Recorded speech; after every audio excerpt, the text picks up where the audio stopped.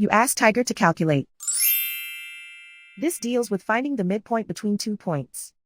The midpoint between the 2 points is -85, -30. Let's solve it step by step. Plot the 2 points and calculate the midpoint using the formula. The coordinates of point 1 are, x1 equals -81, y1 equals -81.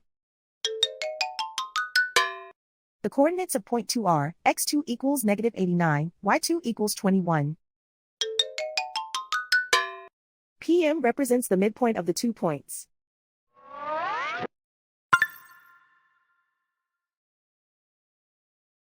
Use the x values in the midpoint formula to find the midpoints x. x1 equals -81. x2 equals -89. Simplify the arithmetic.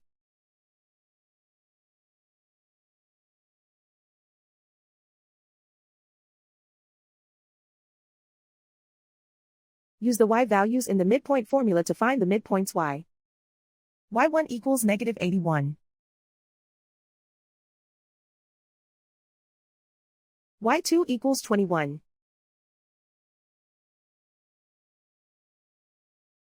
Simplify the arithmetic.